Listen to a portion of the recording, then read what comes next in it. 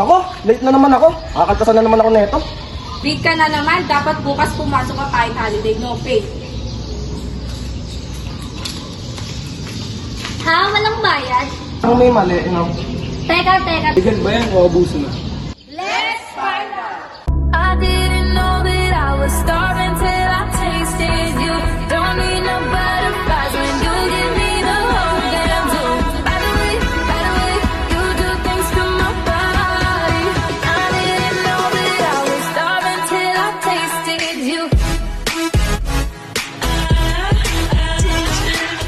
Hi guys! Welcome to our vlog. Kung ikaw ay estudyante, future workers, o nagtatrabaho na, this is for you guys.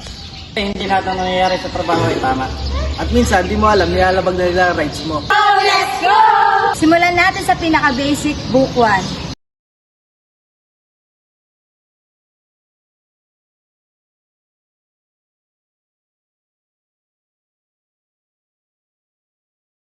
Article 13, dito makikita ang mga tao kung sino ang mga employee, employer at equipment. Ako, employer. Ako worker. Walang malinaw na definisyon, magulo ang lahat. Let's begin to book 2. Finally, sahod day. Uy, libre mo kami ha.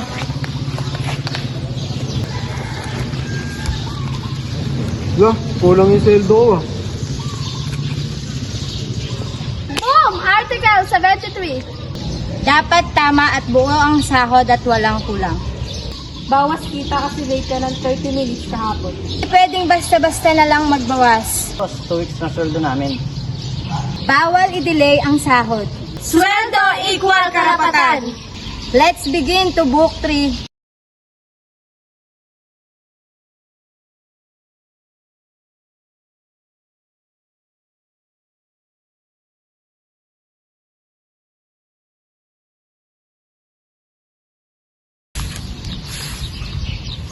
Eight hours daw, but 12 hours na ako dito.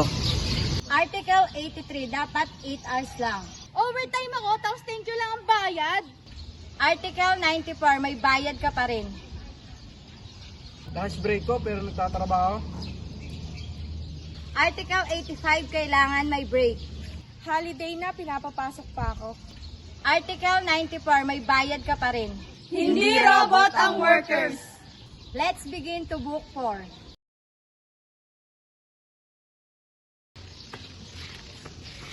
Aray, na-injured ako sa trabaho.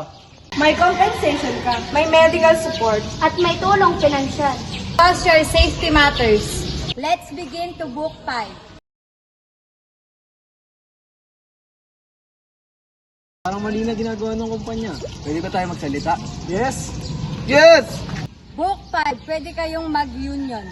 May boses ang manggagawa! Let's begin to book 6. Tanggal ka na. Wala man lang dahilan? Stop, hindi pwede basta tanggal, dapat may valid reason. At may due process. Illegal dismissal yan. So next time na may mangyari sa trabaho, Huwag kang matakot magtanong. At huwag kang manahimik. At higit sa lahat, Alalamin mo ang karapatan mo. that's our vlog. kung may natutunan ka, I-share mo to sa iba. thank you for watching!